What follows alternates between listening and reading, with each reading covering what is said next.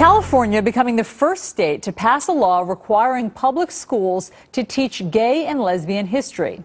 To advocates, it's about time, but critics say teaching gay history does the students a disservice. So here now for a fair and balanced debate is Peter Sprigg. He's a senior fellow at the Family Research Council, and Mitchell Gold is founder of Faith in America. Gentlemen, thanks for joining us. Thank you. It's nice to be here. Mitchell, I want to start with you. You support this law. Why is it necessary to teach gay history? Well, this is a really great monumental thing to happen in America because now gay, lesbian, bisexual, or transgender kids that are in school will get the positive reinforcement and self-esteem that they deserve. They are who they are who they're born as they're born, and they need to hear that there are role models out there, that there are people in history who have done great things, who have been productive members of society, and they, like me, I wish that when I was a kid in the 60s, I had known of Bayard Rustin, or I had known about Michelangelo, or Alexander the Great. Okay, and Peter, what don't you like about this new California law? Well, even the Los Angeles Times opposed this law on the grounds that politicians do not have the expertise to be writing curriculum.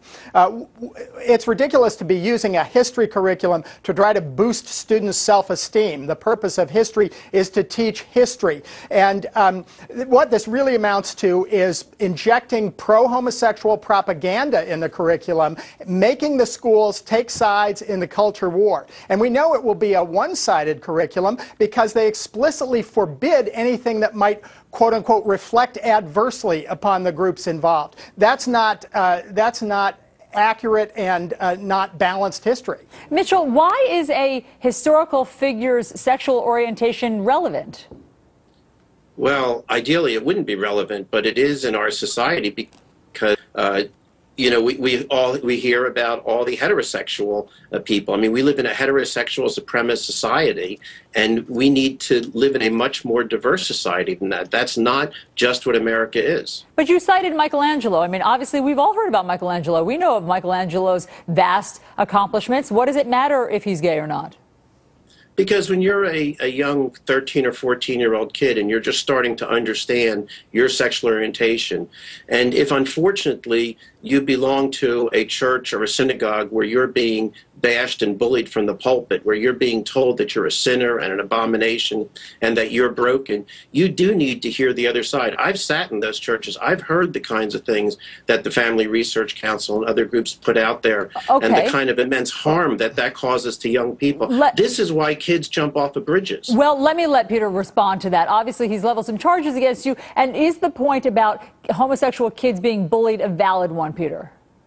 Well, that has nothing to do with how we teach history. And I would point out that the concept of homosexuality as a sexual orientation was not even conceived of until the late 1800s. So to describe historical figures like Alexander the Great or Michelangelo as quote-unquote gay is a complete anachronism. But Mitchell has brought up another concern we have, which is this is a direct attack upon the religious liberty. This is a direct attack upon the orthodox teachings of the three major monotheistic religions, all of which have taught that homosexuality was immoral. And it is a violation of the religious liberty of those who believe in the teachings of those religions and the parents who don't want their children subjected to anti-religious propaganda in the schools. Mitchell, last word. This is not anti-religious propaganda, and you're just wrong that the three religions all teach that. They don't all teach that. Reformed Judaism doesn't teach it. Episcopals don't teach it. The Evangelical Lutheran Church doesn't teach it. Your particular parts of the church do teach it, and it's misguided, it's outdated information, and people know now that their kids, that their brothers and sisters, that their family and friends, that they're not sinners, that they're not broken. And if you want to teach them that they're broken on Sunday in your church, unfortunately, that's your religious freedom to do it. And Peter, very quickly, we've got to give kids another opportunity to hear that they are good and whole and not Peter, broken. quickly, your response.